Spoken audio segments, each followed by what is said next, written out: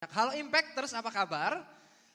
Aku percaya teman-teman dalam kondisi yang baik, yang sehat. Dan sekarang kita tiba di minggu terakhir. Di minggu terakhir ini tentang bulan kita membahas tentang manage atau mengelola.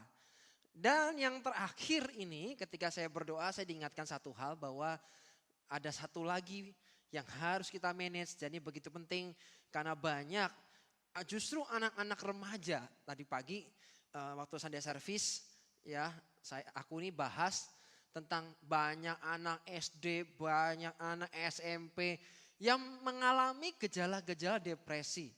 Salah satunya memang karena kesepian, karena nggak ada teman. Itu mengapa please ikut sisi. Kenapa sisi itu penting? Sisi itu kalau mungkin teman-teman nggak tahu, sisi itu adalah Christ Community. Di tempat kita ada sisi teens dan sisi camp. Ya, sisi youth camp setiap hari Rabu jam 8 malam. Juga sisi youth-teen itu Kamis jam 6 sore. Kenapa penting? Supaya kalian tahu bahwa ada loh teman-teman di sini yang peduli sama kalian. Mungkin gak ada yang peduli sama kamu tapi di sini ada orang-orang yang care sama kamu. Itu that's why kenapa kalian perlu ikut sisi. Saya dorong ayo ikut sisi. Karena banyak lagi yang lagi gejala depresi. Karena kesendirian, mengalami sendiri, sepi gitu ya. Tapi ada satu lagi selain yang kesepian, kenapa banyak anak remaja atau anak youth yang sedang mengalami pemikiran depresi atau stres gitu ya, burnout. Salah satunya adalah karena overthinking atau gagal mengelola dalam pemikiran-pemikiran. Ya, mikirnya padahal masih SD, masih SMP atau SMA tapi pikirannya ya ampun ruwet banget. Coba ditampilin deh gambarnya, ya. Nah, ini ada gambar. Ini ada ini kalau mungkin ada loss, ada kalah. Aduh kalau kalah gimana? Aduh kalau aku begini gimana? I'm stuck. Aku kok nggak bisa kemana-mana, kok aku terbentur banyak hal. Ini ruwet, makanya gambarnya ruwet banget. So hari ini aku mau ngomong ke teman-teman gini, be careful how you think. Hati-hati bagaimana caramu berpikir. Your life is shaped by your thought. Ya. Jadi kehidupan kita itu dibentuk dari bagaimana kita berpikir. Itu kenapa identity kita, jati diri kita itu dibentuk dari pemikiran-pemikiran kita. Dan pemikiran-pemikiran yang kita dapatkan itu munculnya salah satunya juga bisa dari dalam dan dari luar. Ya enggak? Contoh nih, pernah enggak teman-teman dikatain gini? Ya aku berharap tidak terjadi ya, tapi ini mungkin di luar pernah terjadi. Oh dasar kamu anak yang gak bisa apa-apa. Dasar kamu anak yang kurang pinter. Ya jangan ngomong bodoh lah ya. Dasar kamu anak kurang pinter. Dasar kamu anak nggak bisa apa-apa, gini aja nggak becus. Nah itu pemikiran-pemikiran yang coba dimasukkan ke dalam kamu. Ketika kamu ngomong gini, iya ya memang aku ini nggak bisa apa-apa. Iya ya memang aku ini kurang pinter. Dulu aku waktu masih sekolah, pelajaran matematika itu adalah pelajaran yang paling aku benci. Tahu bencinya kenapa? Ya satu, karena nggak bisa ngitung. Padahal ngitung ya pasti bisa lah. Apalagi ngitung uang, masa ngitung uang nggak bisa sih.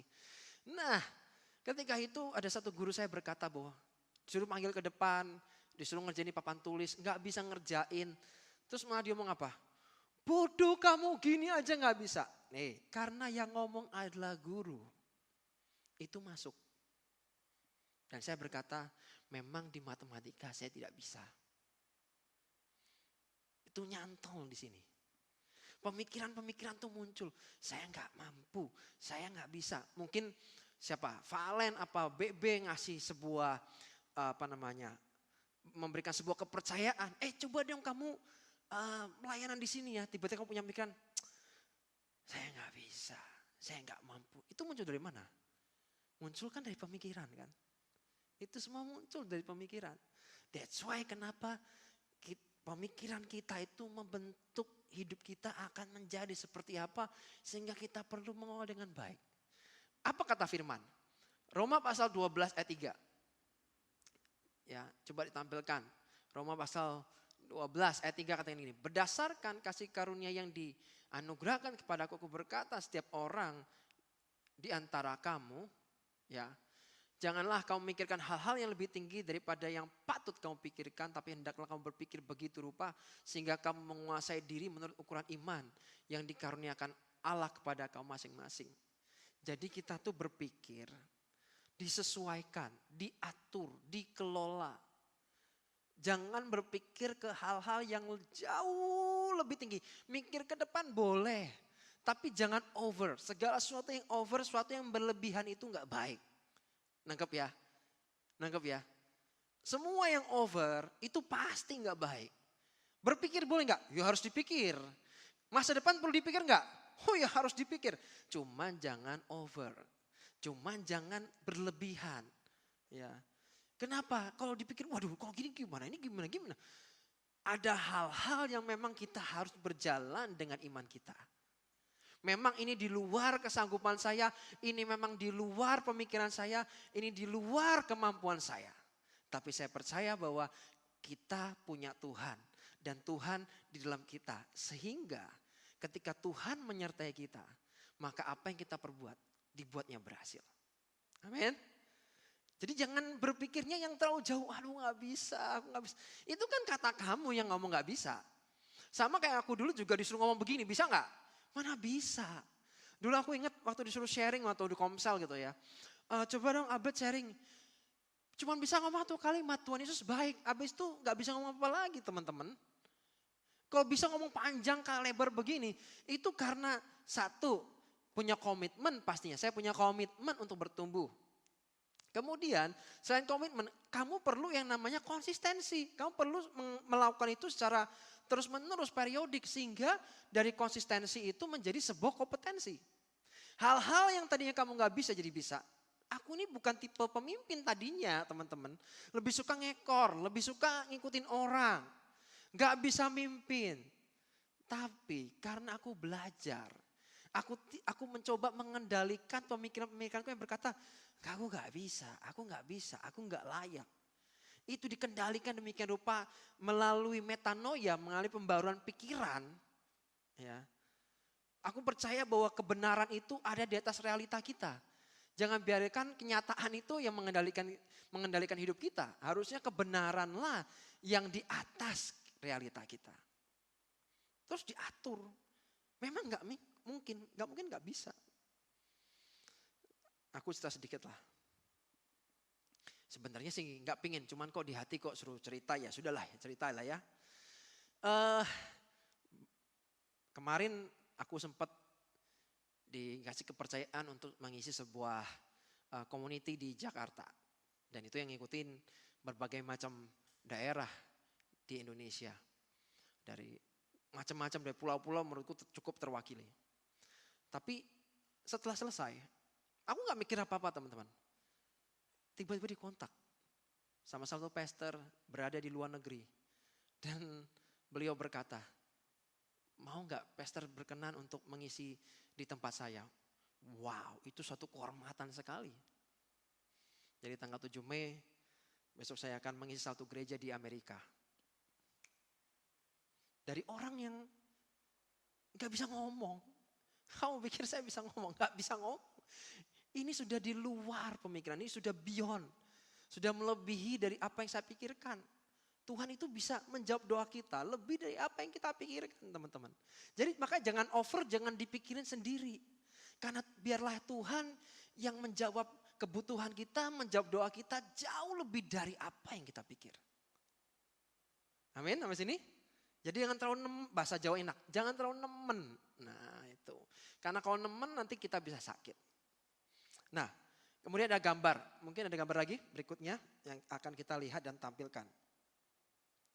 Ya, jadi ini dia. Apa yang kita pikirkan, what you think, itu mempengaruhi tentang how you feel. Tentang bagaimana kamu merasakan, iya enggak? Kamu diomongin orang, ditegur orang tua, ya kan? Pikiranmu apa? Kalau pikiranmu kata, jahat, mama jahat, papa jahat. Perasaannya apa? Tersakiti, iya enggak? Perasaannya gak enak. Wah, gak enak. Bawaannya angry. Bawaannya marah walaupun kita bukan angry bird. Ya, burung yang suka marah-marah kan angry bird. Tapi muncul tiba-tiba rasa marahnya muncul. Kenapa? Dari apa yang kita pikirkan? Mama jahat, papa jahat, orang sekitarku jahat. Nggak ada yang peduli sama aku. How you feel? Karena apa yang kita rasakan tuh, apa yang how you feel-nya kita itu akan mempengaruhi what you do. Mempengaruhi actionmu. Mempengaruhi reaksimu, responmu tuh nextnya apa. Ya, makanya penting, what you think and how you feel. Kemudian what you do. Kalau kamu misalnya ditegur, terus pemikiran berkata, enggak kok, ini aku ditegur. Firman Tuhan katakan, siapa yang mencintai teguran, itu mencintai didikan. Yang mencintai didikan, mencintai teguran. Dan ketika kamu mencintai didikan, mencintai teguran, percaya deh hidupmu pasti lebih better. Dan feelmu akan merasa bahwa, enggak, ini baik buat aku. What you do, actionnya apa? Kamu akan berkata, thank you ya. Terima kasih Pak, terima kasih Ma, sudah tegur aku. Supaya apa? Hidupku bisa lebih baik daripada sebelumnya. Hidupku bisa melesat jauh lebih tinggi daripada yang sekarang ini. Karena aku diberikan masukan. Jadi apa yang kamu pikirkan? Tapi kalau misalnya dikatain, oh dasar ontak, jerapah, gajah. Nah itu kan masuk. Ya enggak? Makanya aku gak heran kalau ada anak-anak ngomong, masih kecil tapi omongannya, oh dasar onta, gajah, jerapah. Itu bohong kalau nggak ada masukan, nggak ada input dari luar masuk. Itu masuk ke pikiran. Terus perasaan dia karena melihat keadaan seperti itu, ini biasa terjadi di rumah. Padahal itu tidak biasa. Biasa. Actionnya apa? Ya dia akan mengerjakan itu ke orang lain. Kamu akan melakukan itu ke orang lain. Kenapa kamu bilang? Biasa. Wong di rumah ya begini. Itulah kenapa kamu butuh komunitas yang sehat. Kamu butuh hubungan yang sehat. Dengan orang-orang yang benar, orang yang tepat. So, jangan ragu lagi, ikuti sih ya. Pokoknya jangan, kalau saya ngomong jangan kaget. Isinya kok sisa sih. Ya karena kalau kamu pengen bertumbuh ya caranya cuma begitu. Ada gitu cara lain? I don't think so. Sekarang kita akan belajar tentang berpikir, think. Ya berpikir, ingat kembali pikiran yang muncul. Atau apa yang kamu katakan pada diri sendiri sebelum perasaan di atas muncul. Remind, ya, ingat kembali. Nah, sekarang coba renungkan, mengapa kamu bisa berpikir demikian? Siapa yang menaruh pikiran itu? Ada enggak sosok figur yang pernah menanamkan pemikiran-pemikiran semacam itu? Bahwa kamu nggak bisa apa-apa, kamu nggak becus apa-apa, kamu nggak pinter, kamu ini nggak berharga, kamu ini anak sial. Pernah saya punya teman dibilangin sama orang sekitarnya, dasar kamu anak sial. Itu ngecap di pikiran dia. Wah aku ini anak sial ya. Aku ini anak yang tidak membawa keberuntungannya. Jadi dimanapun aku berada, aku akan membawa ketidakberuntungan itu. Itu kenyataan. Ada sosok atau figur yang nanamin itu. Makanya kenapa kita ibadah pada siang hari ini adalah kita pengen mendapatkan pemikiran-pemikiran yang baru dari Tuhan. Pewahyuan dari Tuhan. Sehingga apa? Karena kita membutuhkan itu supaya hidup kita berubah. Hidup kita berubah dari sesuatu yang dimasukkan dulu. Terus misalnya kita mau ngecek lagi bagaimana kita berpikir. Ingat semua pemikiran kita itu ada pemicunya. Tidak mungkin tiba-tiba. Ada nggak kejadian-kejadian di masa lalu yang buatmu berpikir atau bertindak demikian? Orang yang punya trauma, orang yang punya sakit hati, hatinya terluka, punya trauma, itu biasanya dari tindakannya itu bisa kebaca.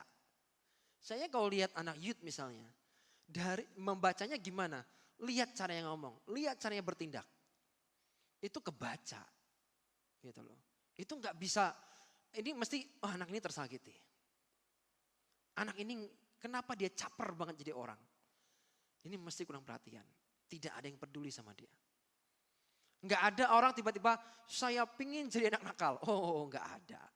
Nggak ada anak berpikir saya pengen jadi nakal. Nggak ada. Semua itu ada pemicunya. So hari ini yuk kita punya pemikiran-pemikiran yang benar. Mari dikelola. Dan pola ini akan buat kita mengerti apa yang menjadi pemicu dari apa yang dan cara kita pikirkan dan bertindak. Ini dari mentor saya, Joshua Iman Wahyudi berkata bagus sekali, shift your thinking, change your life. Dengan mengubah cara kita berpikir, itu akan mengubah kehidupan kita. Kadang yang saya lakukan kepada teman-teman yang sedang overthinking, yang lagi lagi kayak benang ruwet pikirannya. Yang saya kerjakan cuma satu. Kalau dia fokus ke sana terus, saya akan memberikan distraction. Saya akan memberikan pengalihan di tengah-tengahnya. Bahkan saya tidak akan ngomong tentang apa yang lagi dipikirin. Ngomong yang lain. Dibuat ketawa, dibuat seneng. Kenapa? Supaya orang gak mikirnya ke situ terus. Perlu begitu, kadang perlu begitu. So set your thoughts in the God's direction. Want your life to go. Jadi set atau taruh pemikiran atau petunjuk-petunjuknya Tuhan ke dalam kehidupan kita, kemana Tuhan mau membawa kita pergi. Jadi jangan berpikir semaumu sendiri.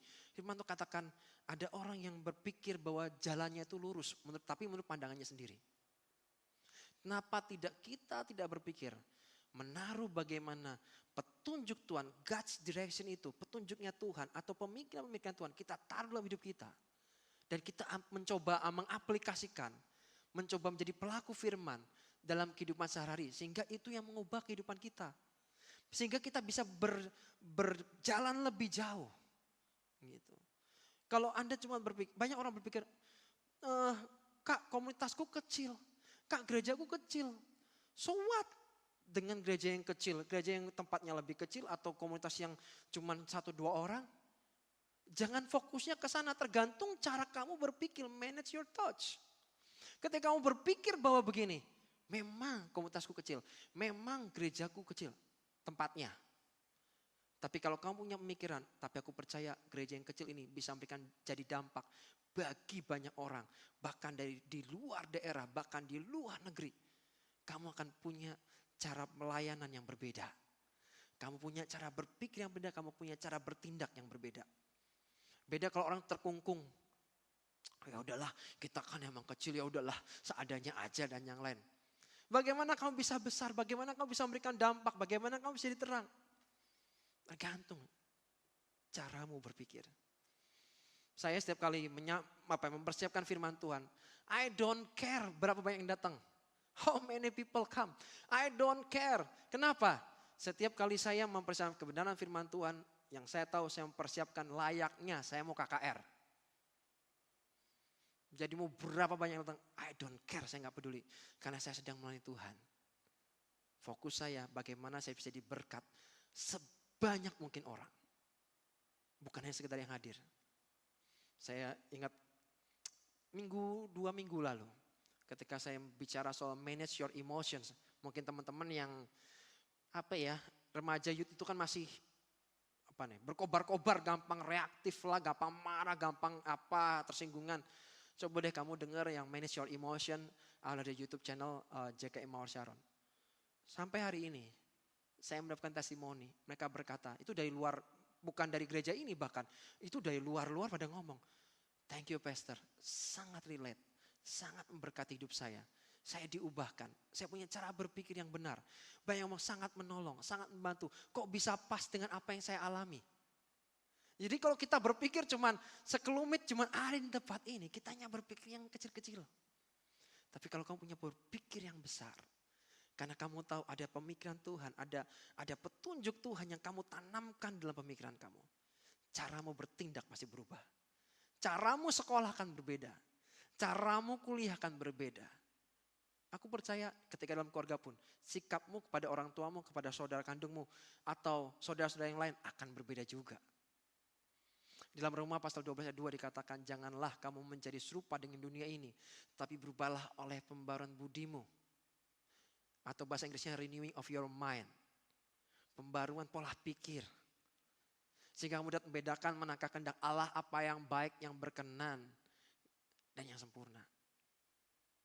Terus apa yang harus dilakukan nih ketika kita overthinking? Ya ini jangan dikira yang overthinking itu yang udah dewasa-dewasa, enggak juga. Banyak yang SD juga ada stres, ya kan? SMP juga banyak yang stres. Yang pertama, klise, datang kepada Tuhan. Loh kok datang kepada Tuhan? Ini mah aku juga tahu. Iya kamu tahu tapi kamu kan enggak mau datang. Sudah tahu harus datang ke Tuhan, tapi itu kenyataannya enggak dilakukan tuh. Ayo, sudah tahu kan datang ke Tuhan. Tapi kenyataannya nggak dilakukan. Nyari orang malahan, datangnya ke orang. Bukan ke Tuhan, datangnya ke orang.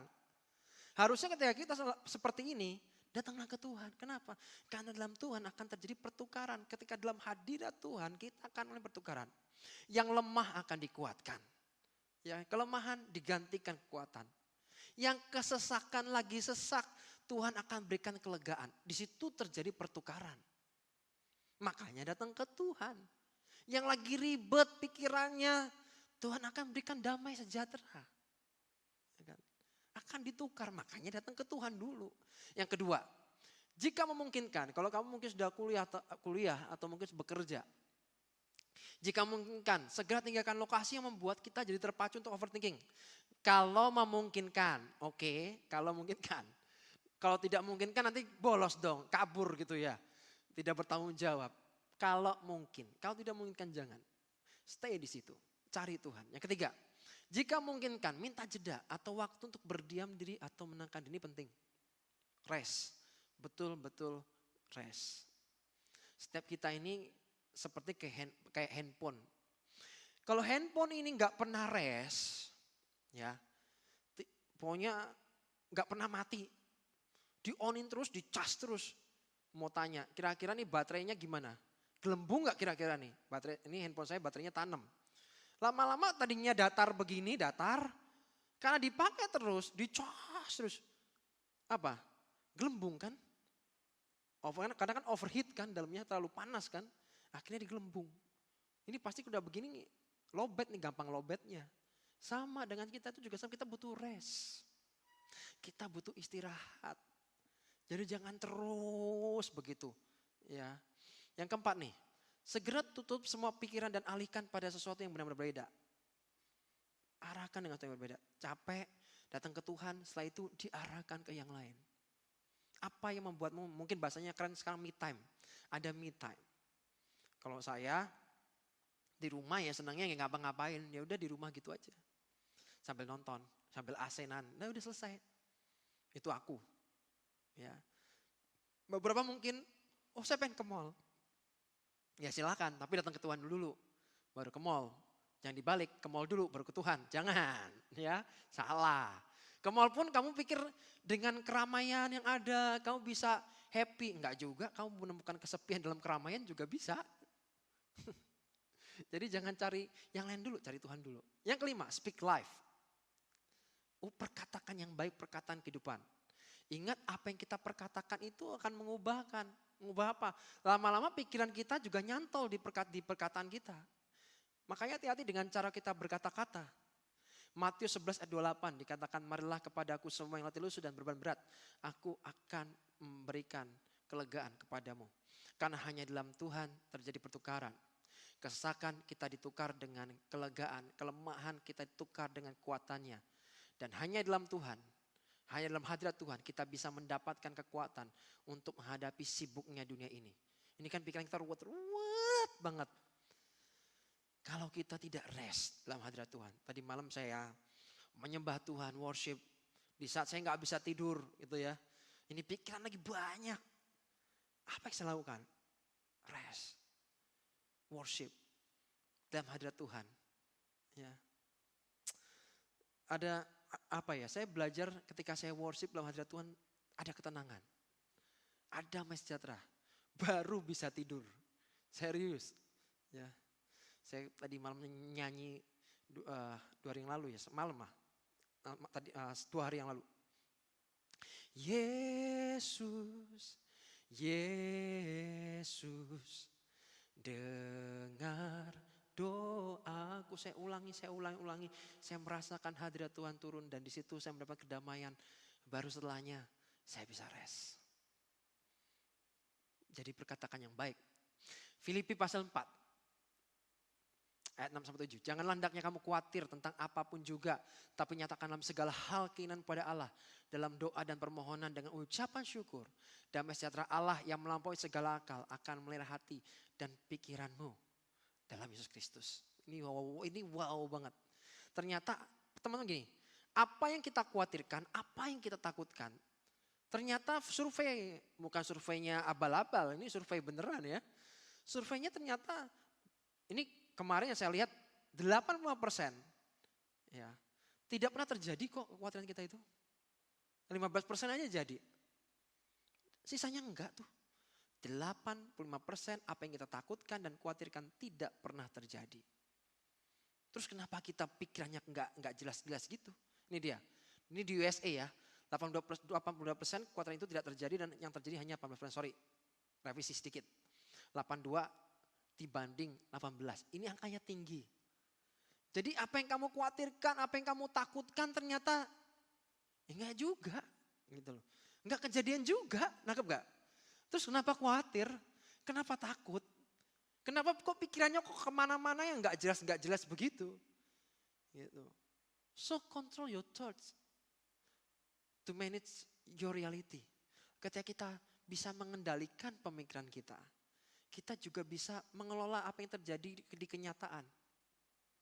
Ya. Kenapa kok gitu? Why? Karena di atas realita yang sedang kita hadapi ada kebenaran yang lebih tinggi di atas realita. Memang kita hidup di dalam kenyataan, betul. Tapi bukankah kita juga punya firman Tuhan, kebenaran yang jauh lebih tinggi di atas kenyataan. Dan realita tidak akan pernah mengubah yang namanya kebenaran. Karena hanya kebenaran yang dapat mengubah realita. Realita kita, kenyataan kita tidak akan pernah mengubah apa kata firman Tuhan. Tapi firman Tuhan akan mengubah kenyataan yang sedang kita hadapi saat ini. Mungkin kita sedang mengalami kekurangan. Realitanya begitu. Tapi firman Tuhan katakan bahwa tidak ada orang yang miskin di antara kamu. Bukankah artinya, kalau tergantung kamu percaya yang mana? Kamu percaya realitamu? Pikiranmu kamu set kemana? Kamu set pada realitamu atau kamu set kepada aku setuju dengan apa yang Tuhan katakan atas hidupku. Kalau dia berkata aku tidak kekurangan, aku tidak akan kekurangan. Kalau Indonesia berkata realitanya aku kurang pinter. Tapi di situ Tuhan berkata bahwa bukankah kita ciptaannya yang sempurna. Segala sesuatu yang diciptakan Tuhan itu baik. Kita akan menemukan bahwa karena aku ciptaan Tuhan yang sempurna. Kalau ada orang yang kurang hikmat di antara kamu, mintalah kepada Bapa di surga, maka dia akan berikan kepadamu. Maka berarti kamu bukan kurang pintar. Mungkin karena kamu belum datang ke Tuhan, minta hikmat dan terusnya belajar. Maka hikmat itu akan bekerja di dalam kehidupanmu. Mungkin kamu menemukan di realitamu, tidak ada orang yang, saya menemukan bahwa hidup saya tidak berharga. Firman Tuhan katakan bahwa hidupmu begitu berharga. Sehingga Yesus katakan Yohanes 3:16 bahwa karena begitu besar kasih Allah akan dunia ini. Ia mengaruniakan putranya yang tunggal. Supaya mereka yang harusnya binasa tidak binasa, mempunyai kehidupan yang kekal. Artinya kamu berharga. If you can manage your thoughts and mind and choose your battles wisely, you can manage your life. Dari mensah OT. Jika kamu bisa mengelola pemikiran kamu, pemikiranmu, dan bagaimana cara kamu berpikir dan memilih dengan bijaksana. Ini mana yang harus aku pikir, mana yang jadi prioritas. Makanya kemarin kita belajar tentang manage your time, kita belajar tentang manage your banyak hal yang kita belajar untuk manage your priority. Kita kemarin belajar itu ya, manage waktu, manage prioritas mana yang harus kita kerjakan. Sama pemikiran juga sama, mana yang harus kita pikirkan. Yang tidak layak kita pikirkan tidak usah dipikir. Kadang bahasanya enak, kadang ini kita nih memikirkan hal-hal yang sifatnya receh. Yang receh-receh dipikirin. Yang besar gak dipikirin, yang receh dipikirin. Kebalik ini, harusnya kita choose wisely battles. Dengan bijak aja mikirnya. Yang ini aku pikir, yang ini gak usah dipikir. Kalau ada waktu baru aku pikir yang ini. Kan ini jauh lebih penting. You can manage. Kamu pasti menang, hidupmu pasti beda. Kendalikan yang ada dalam kendalimu. Dan yang tidak bisa kamu kendalikan, serahkan kepada Tuhan. Kita tidak bisa mengendalikan mulutnya orang. Kita tidak bisa mengendalikan responnya orang ke kita. Tapi kita bisa mengendalikan apa yang dalam kendali kita. Apa itu? Perkataan kita, perbuatan kita, pikiran kita bisa kelola. Amin.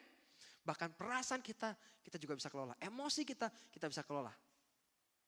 Dan kamu tidak harus bertanggung jawab atas semua yang datangnya dari luar. Tapi kamu harus bertanggung jawab penuh atas semua yang keluar dalam hidupmu. Kamu tidak harus bertanggung jawab atas pemikiran yang orang coba sampaikan kepada kamu. Informasi-informasi yang masuk dalam pemikiranmu. Tapi kamu bertanggung jawab atas sikapmu, tindakanmu, perkataanmu yang keluar dari kehidupanmu, kamu harus tanggung jawab. Saya closing dengan ini. Roma 8 ayat 28, karena waktu kita sudah habis ya. Kita tahu sekarang bahwa Allah itu bekerja dalam segala sesuatu yang mendatangkan kebaikan bagi mereka yang mengasihi Dia. Yaitu bagi mereka yang terpanggil sesuai dengan rencana Allah. Percaya deh, semua yang terjadi dalam kehidupanmu itu semuanya baik. Amin. Oh ini ada konklusi sepertinya. Saya mau kasih konklusi sebentar ya. Sedikit aja. Bagaimana kalau kita sedang mengalami overthinking? Minta feedback kepada orang yang tepat. Jadi kalau pikiranmu ruwet, nah minta feedback.